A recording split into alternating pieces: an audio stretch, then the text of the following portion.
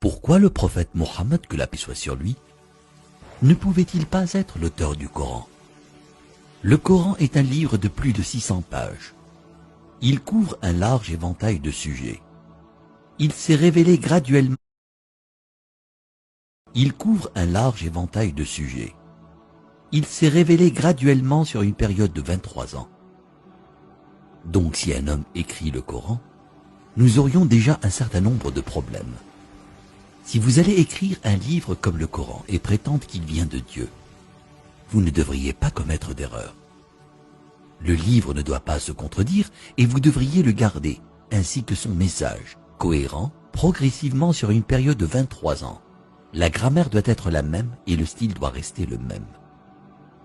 Si le Coran ne vient pas de Dieu, il devrait l'écrire lui-même. Cela signifie qu'au milieu du désert d'Arabie, sans livre et étant lui-même analphabète, il devrait savoir la loi, les droits civils, les droits pénaux, les droits familiaux, les droits du travail, les droits militaires, les droits des préjudices personnels, les droits fonciers, les droits fiscaux. L'histoire, sans livre et avec peu, voire aucune présence chrétienne à la Mecque. Il faudrait qu'il sache les histoires et les événements de la vie des prophètes avant lui, l'histoire des nations passées, les pratiques religieuses des autres religions. Il faudrait qu'il les connaisse assez bien pour pouvoir offrir en quelque sorte des informations et des détails supplémentaires que l'on ne trouve pas dans ces livres.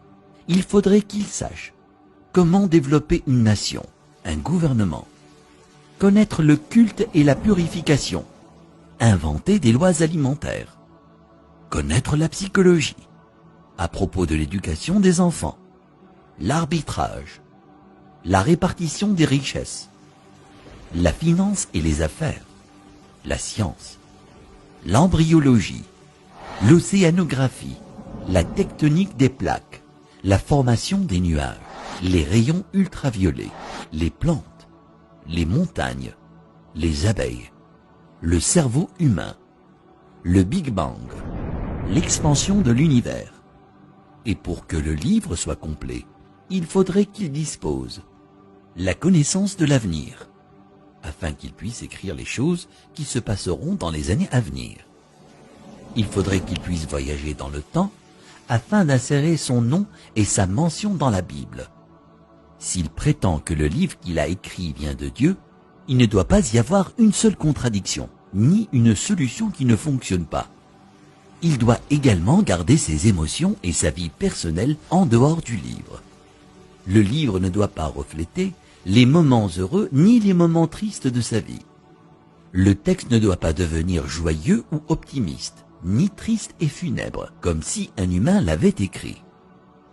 Mais quand vous lisez le Coran en entier, vous ne pouvez pas sentir quand sa femme est morte, quand ses filles se sont mariées, quand ses petits-enfants sont nés, quand il a été victorieux et quand il a été vaincu.